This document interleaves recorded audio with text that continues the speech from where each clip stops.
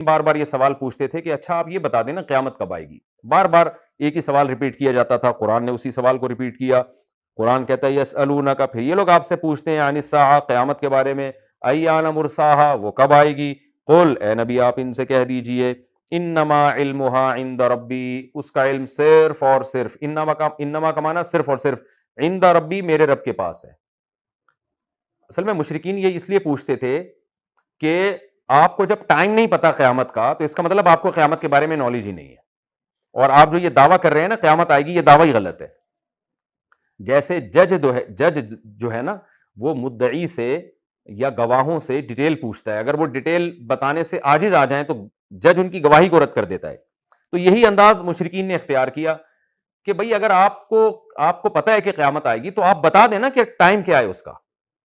لیکن نبی صلی اللہ علیہ وسلم اور تمام پیغمبر، قرآن کہتے ہیں ہر پیغمبر سے سوال کیا گیا اور ہر پیغمبر نے یہ جواب دیا گیا، ہمیں یہ تو پتا ہے کہ قیامت آئے گی، یہ نہیں پتا ہے کہ کب آئے گی. تو اس کو عام گواہوں پہ قیاس نہیں کر سکتے، اس لیے کہ جب ایک عام گواہ کہتا ہے فلاں نے چوری کی اور وہ چوری کا ٹائم نہیں بتاتا یا چوری کا دن نہیں بتاتا تو یہ اس کی واضح علامت ہے کہ یہ جھوٹ بول رہا ہے. لیکن قیامت کے بارے میں اگر پیغمبر ٹائم نہ بتا سکے تو یہ اس کی علامت نہیں ہے کہ معاذ اللہ پیغمبر صلی اللہ علیہ وسلم غلط بیانی سے معاذ اللہ کام لے رہے ہیں. یہ اس کی علامت نہیں، اس لیے کہ پیغمبر وہ کچھ بتا رہے ہیں جو اللہ نے بتایا، تو جتنا اللہ نے بتایا اتنا تو بتائیں گے، جو نہیں بتایا وہ کیسے بتائیں گے. تو اس لیے اللہ نے کہہ دیا نبی سے آپ کہہ دیں کہ علمھا عند ربی، کب آئے گی یہ مجھے نہیں پتا ہے. اور دیکھیں یہ بھی نبی صلی اللہ علیہ وسلم کے سچے ہونے کی بہت مضبوط دلیل ہے. معاذ اللہ کوئی جھوٹا نبی ہو تو کتنے آرام سے کہہ سکتا ہے کہ وہ 500 سال کے بعد آئے گی.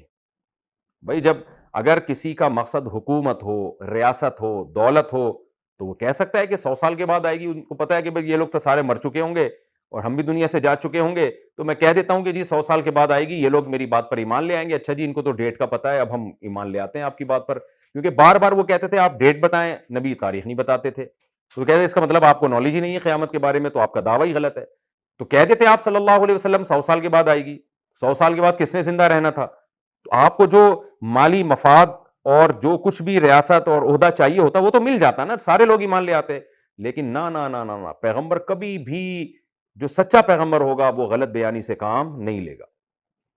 اس لیے نبی نے بتا دیا کہ نہیں ہے، مجھے نہیں پتا کب آئے گی قیامت. بار بار جب بھی یہ سوال پوچھا گیا آپ نے فرمایا یہ علم میرے پاس نہیں ہے. بہت کلیئر دعویٰ ہے پیغمبر صلی اللہ علیہ وسلم کا. تو آپ نے فرمایا کہ قل انما علمھا عند ربی، کہہ دیجئے اس کا علم صرف میرے رب کے پاس ہے. لا یجلیھا لوقتھا الا ہو، نہیں ظاہر کرے گا اس قیامت کو اس کے وقت کے لیے مگر وہ اللہ. اس اللہ کے سوا کوئی بھی اس کو ظاہر نہیں کر سکتا. لائے گا بھی وہی اور اپنے ٹائم پہ لے کر آئے گا. ثقلت فی السماوات والارض، آسمانوں اور زمینوں پر بہت بھاری ثابت ہوگی وہ قیامت. میں یہ تو بتا سکتا ہوں جو مجھے علم ہے کہ بہت بھاری ہوگی وہ، ٹائم مجھے معلوم نہیں ہے. قل، ہاں، لا تأتیکم الا بغتہ، نہیں آئے گی تم پر قیامت مگر اچانک. اچانک اس لیے آئے گی کہ کسی کو بھی اللہ نے اس قیامت کے واقع ہونے کا وقت نہیں بتایا. نہ حضرت عیسیٰ علیہ السلام کو وہ وقت معلوم ہوگا جب حضرت عیسیٰ قرب قیامت میں نازل ہوں گے، نہ حضرت مہدی کو ہوگا، کسی کو بھی نہیں ہوگا. اس لیے اللہ نے فرمایا جب وہ آئے گی لا تأتیکم الا بغتہ، نہیں آئے گی مگر اچانک. جیسے کہ حدیثوں میں تفسیر ہے اس کی کہ سور جبریل اسرافیل علیہ السلام سور پھونکنا شروع کریں گے. ابتدا میں اس کی آواز ہلکی ہوگی، پھر بڑھتی بڑھتے بڑھتے بڑھتے اتنی آواز پھیل جائے گی کہ لوگ جو ہے نا رونا چیخنا شروع کر دیں گے. اور پھر قرآن نے جو نقشہ کھینچا ہے، جنگلی جانور شہروں کی طرف بھاگ کھڑے ہوں گے. جو مائیں بچوں کو دودھ پلا رہی ہوں گی محبت سے، وہ اپنے بچوں کو بھول جائیں گی. ہر حمل والی اپنے حمل کو خوف سے گرا دے گی، اتنی تیز آواز اس کی پھیلنا شروع کرے گی. اور اس آواز کے پھیلتے پھیلتے اس کی طاقت سے پہاڑ ہلنا شروع ہو جائیں گے اور اس کائنات میں ارتعاش پیدا ہو جائے گا. اور بالآخر اور تیز آواز ہوگی جس سے حدیث قرآن میں اور احادیث میں ہے کہ پہاڑ پھر پھٹ جائیں گے اور روئی کے گالوں کی طرح اڑنا شروع ہو جائیں گے. فَيَذَرُهَا قَاعًا صَفْصَفًا، زمین کو چٹیل میدان بنا دیا جائے گا. اس لیے قرآن کہتا ہے ثقلت فی السماوات، بہت بوجھل ہوگی آسمانوں میں بھی اور زمین میں بھی. لا تأتیکم الا بغتہ، نہیں آئے گی مگر اچانک. یسألونک کأنک حفی عنہا، اے نبی آپ سے قیامت کے بارے میں ایسے پوچھتے ہیں کأنک حفی عنہا، گویا کہ آپ کو اس کی پوری تحقیق ہے، ایک ایک سیکنڈ کا پتہ ہے کہ کس ٹائم پہ آئے گی. اصل میں تو مشرکین نہیں کہتے تھے کہ آپ کو پتہ ہے ٹائم کا، لیکن ان کے سوال کے انداز نا بار بار ایک ہی سوال کو ریپیٹ کرتے تھے جاہلوں کی طرح. جیسے آپ نے دیکھا ہوگا جو معترض ہوتے ہیں, جو نہیں ماننا چاہتے, وہ ایک ہی بات کو گھماتے رہتے ہیں. تو اللہ بتا رہا ہے کہ یہ ایسے گھما رہے ہیں جیسے ان کو یقین ہو گیا ہے کہ پیغمبر صلی اللہ علیہ وسلم کو 100% پتہ ہے ایک ایک چیز کا, اور آپ چھپا رہے ہیں. ان کے انداز سے ایسا لگتا ہے. تو یہ اصل میں مشرکین کو تنبیہ ہے کہ جب محمد صلی اللہ علیہ وسلم نے کہہ دیا کہ مجھے قیامت کا ٹائم معلوم نہیں ہے, تو پھر کیوں ایک ہی سوال کے در پہ ہو, بار بار اسی سوال کے پیچھے کیوں پڑے ہوئے ہو. قل انما علمها عند اللہ, اے نبی کہہ دیجیے اس کا علم صرف اللہ کے پاس ہے, ولکن اکثر الناس لا يعلمون, لیکن اکثر لوگ یہ بات نہیں جانتے, تبھی بار بار اسی کے بارے میں سوال پوچھ رہے ہیں. قل, اے نبی کہہ دیجیے, لا املک لنفسی نفعا ولا ضرا. اب اس کی وجہ بیان کی جا رہی ہے کہ مجھے قیامت کا علم کیوں نہیں ہے. اس کی وجہ یہ بیان کی جا رہی ہے کہ میں عالم الغیب نہیں ہوں, میں بشر ہوں, انسان ہوں. میں نے اگر یہ دعویٰ کیا ہوتا نا کہ میرے پاس دنیا کا ہر چیز کا علم ہے اور میں گویا خدا ہوں معاذ اللہ, یہ دعوے میں نے کیے ہوتے تو مجھ سے اس قسم کے سوالات پوچھتے. میں نے تو دعویٰ کیا اس کائنات کو خدا نے بنایا, اس کی دلیل کیا یہ کائنات ہے. میں نے دعویٰ کیا بنانے والا ایک ہے, اس کی دلیل کیا یہ کائنات ہے. میں نے دعویٰ کیا مجھ پر وحی آتی ہے, اس کی دلیل کیا ہے. 40 سال میں نے کبھی جھوٹ نہیں بولا تمہارے سامنے, تو اچانک اتنا بڑا جھوٹ کیسے بول سکتا ہوں. میری سیرت تمہارے سامنے ہے, میں امانت میں خیانت نہیں کرتا, میں صادق ہوں, اور پچھلی کتابوں میں میرا تذکرہ ملتا ہے. تو ہر چیز کی جو میں دعوے کر رہا ہوں ان کی دلیل دے رہا ہوں. میں نے یہ دعویٰ ہی نہیں کیا کہ میرے پاس ہر چیز کا علم ہے, میں عالم الغیب ہوں, میں مختار کل ہوں, میں مشکل کشا ہوں, یہ میں نے دعوے ہی نہیں کیے. تو میں تو عام انسانوں کی طرح ایک بشر ہوں, انسان ہوں. تو اسی دعوے کو اور زیادہ تاکید کے ساتھ آگے بیان کیا جا رہا ہے. قل, اے نبی آپ ان سے کہہ دیجئے, لا املک لنفسی, میں مالک نہیں ہوں اپنی ذات کے لیے, نفعا ولا ضرا, نہ کسی نقصان کا, نہ کسی نفع کا اور نہ کسی نقصان کا. تو جب اپنے نفع اور نقصان کا مالک نہیں ہوں تو تمہارا نفع اور نقصان کا مالک کہاں سے آ گیا؟ الا ما شاء اللہ, مگر وہ جو اللہ چاہے, جتنا اللہ چاہے. تو اللہ نے کسی کو, جیسے ہمیں بھی کچھ نفع اور نقصان کے اختیارات اللہ نے دے دیے ہیں. وہ کیا ہے کہ ہمیں پیاس کے وقت پانی کی طلب ہوتی ہے, ہم پانی نہیں پئیں گے تو نقصان ہو جائے گا, اس کا اللہ نے ہمیں اختیار دیا ہے کہ آپ جاؤ بھائی کولر سے پانی نکال کے پی لو, پی لیں گے تو ہمیں فائدہ ہو جائے گا. تو اسباب کے تحت جو اختیارات آتے ہیں وہ الا ماشاء اللہ میں داخل ہے, کہ وہی اختیارات ہیں جتنے اللہ نے دیے ہوئے ہیں, جو جس کی لاجک ہے, جو اسباب کے تحت آتے ہیں. تو اس سے زیادہ مجھے اختیارات نہیں ہیں. وَلَوْ كُنْتُ أَعْلَمُ الْغَيْبَ, اور اگر میں غیب کا علم جانتا, جیسے کہ تم بار بار کہہ رہے ہو قیامت بتائیں کب آئے گی, قیامت بتائیں کب آئے گی, گویا میں نے عالم الغیب ہونے کا دعویٰ کیا ہے. تو میں غیب کا علم اگر جانتا تو کیا ہوتا, لَسْتَكْثَرْتُ مِنَ الْخَيْرِ, میں بہت ساری خیریں جمع کر لیتا, یعنی ہمیشہ فائدے میں رہتا میں. وَمَا مَسَّنِيَ السُّوءُ, اور مجھے کبھی کوئی پریشانی نہ ہوتی. دیکھیں یہ کتنا زبردست اصول اور ضابطہ بیان کیا گیا ہے. جس کے پاس علم غیب ہوتا ہے نا, کہ آئندہ آنے والی کل کا پتہ چل جائے, اسے واقعی کبھی کوئی نقصان نہیں ہو سکتا. آپ نے اپنے بچے کو اسکول کی وین میں بٹھایا, اللہ نہ کرے ایکسیڈنٹ ہو گیا, بچہ مر گیا, اگر آپ کو پہلے سے پتا ہوتا آپ وین میں نہ بٹھاتے اس کو. آپ کو پتا ہے یہ چیز کھانے سے میں بیمار ہو جاؤں گا, آپ وہ نہ کھاتے. آپ کو پتا ہے فلاں علاقے میں وبا آنے والی ہے, آپ نہیں جاتے. آپ کو پتا ہے کہ میں جو ہے یہ کام کروں گا, اس کے نتیجے میں یہ نقصان ہوگا, تو آپ وہ کام نہ کرتے.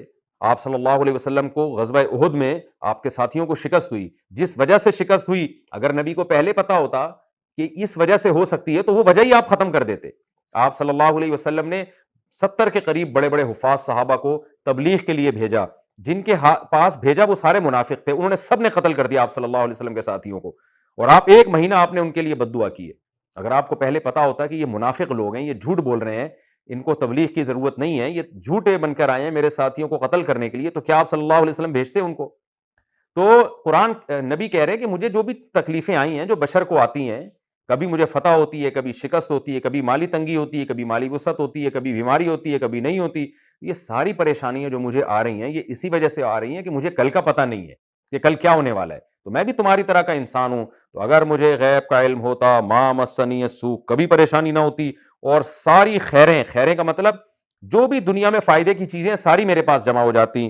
ان انا الا نذیر, میں نہیں ہوں مگر ڈرانے والا. کیا مطلب؟ کہ جب غیب کا علم نہیں ہے تو پھر قیامت کا علم بھی نہیں ہے میرے پاس, مجھے نہیں پتا کل کیا ہونے والا ہے. تو اس لیے میری حیثیت جو ہے وہ میں بار بار بیان کرتا ہوں, اسی حیثیت کو فوکس کرو, دائیں بائیں جانے کی کوشش نہ کرو. وہ حیثیت کیا ہے؟ ان انا الا نذیر, نہیں ہوں میں مگر ڈرانے والا. میں تمہیں ڈرا رہا ہوں کہ بدعمالیاں چھوڑ دو ورنہ آخرت میں بہت بڑا عذاب ہوگا۔ وہ بشیر اور خوشخبریاں دینے والا ہوں کہ توحید پر آؤ، نیک اعمال پہ آؤ تو اللہ اس کے بدلے میں تمہیں جنت دے گا۔ تو میں صرف ڈرانے والا اور خوشخبری دینے والا ہوں لقوم، ان لوگوں کو یؤمنون جو میری باتوں پر یقین کر لیں۔ اصل میں ڈرانے والے، خوشخبری دینے والے تو سب کے لیے ہیں، چاہے لوگ نبی کی بات پر یقین کریں نہ کریں، لیکن چونکہ فائدہ انہی کو ہوگا جو یقین کریں گے، اس لیے یہ لفظ کا اضافہ کر دیا گیا کہ میں حقیقت میں انہی کو ڈرا سکتا ہوں اور انہی کو خوشخبریاں دے سکتا ہوں جو میری باتوں پہ یقین کریں۔ تو میری پوزیشن یہ ہے، یہ بتانا ہے کہ تمہیں اللہ نے آخرت کے لیے پیدا کیا ہے، اچھا کرو گے آخرت میں اچھا بدلہ ملے گا، برا کرو گے آخرت میں سزا ملے گی، یہ میری حیثیت ہے۔ اور جس قسم کے بےہودہ سوال تم مجھ سے پوچھ رہے ہو وہ دعوے میں نے کیے ہی نہیں ہے کہ میں عالم الغیب ہوں اور میرے پاس اختیارات ہیں۔ تو یہ رکوع ہمارا کمپلیٹ ہوا، اس میں جو علمی نکات ہیں، پہلی بات تو کسی نافرمان کے پھلنے پھولنے اور اس کی دولت اور خوشحال زندگی کو دیکھ کر کبھی متاثر نہیں ہونا چاہیے۔ عین ممکن ہے اللہ کی طرف سے استدراج ہو۔ علماء نے بیان کیا ہے کہ اگر آپ کے بھی اچھے حالات آ رہے ہیں تو یہ استدراج ہے، یہ اللہ کی طرف سے نعمت ہے۔ تو اگر اس میں شکر کی توفیق مل رہی ہے، گناہوں سے بچنے کی توفیق مل رہی ہے تو یہ نعمت ہے۔ اور اگر آپ اس کی خوشحالی کی وجہ سے اور گناہوں کی طرف جا رہے ہیں، جب پیسہ نہیں تھا تو نماز پڑھتے تھے، پیسہ آیا تو نمازیں گول ہونا شروع ہو گئیں، اس کا مطلب یہ اللہ کی، یہ پیسہ نعمت نہیں ہے بلکہ یہ اللہ کی طرف سے ڈھیل ہے جس پر آخرت میں پکڑ ہوگی۔ تو ایک پوائنٹ کی بات ہمیں یہ پتہ چلی۔ دوسری بات، رسول اللہ صلی اللہ علیہ وسلم کے بارے میں قرآن نے کیسے کہا کہ تمہارے ساتھی کو، جو جن کے ساتھ تم نے وقت گزارا ہے، ان میں جنون نہیں ہے۔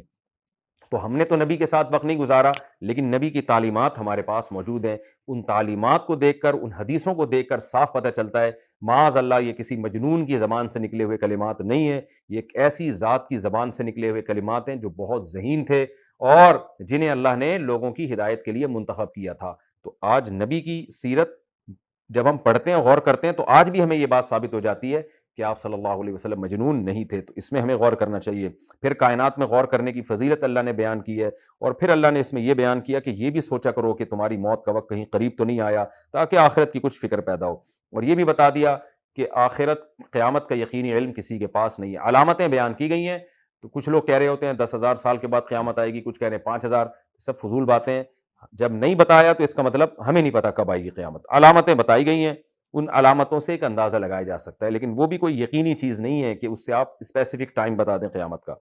اور یہ بھی یاد رکھیں تمام چیزوں کے بارے میں، حضرت عیسیٰ بھی نازل ہوں گے، حضرت مہدی بھی، یاجوج ماجوج بھی، ان چیزوں میں سے کسی چیز کا ٹائم نہیں بتایا گیا۔ تو جب مبہم رکھا گیا تو مبہم ہی رہنے دیں اس کو۔ لوگ پیش گوئیاں کر رہے ہوتے ہیں 2000 فلاں میں آ جائیں گے امام مہدی 2000، یہ سب غلط باتیں ہیں۔ نبی صلی اللہ علیہ وسلم نے جس چیز کو اجمالی طور پر بیان کیا آپ اس کو اجمالی طور پر ہی رکھیں۔ اور یہ بھی پتہ چلتا ہے کہ ہمارے نبی صلی اللہ علیہ وسلم بشر تھے، انسان تھے، نہ غیب کا علم رکھتے تھے اور نہ مختار کل اور مشکل کشا تھے۔ آپ تمام انسانوں میں سب سے افضل انسان اور اللہ کے پیغمبر، لیکن تھے بہرحال انسان، اور تمام بشری لوازمات جو ایک عام انسانوں کے ساتھ ہوتے ہیں، بیمار ہونا اور پریشانیوں میں مبتلا ہونا، کبھی خیر آنا کبھی شر آنا، یہ تمام چیزیں پیغمبر صلی اللہ علیہ وسلم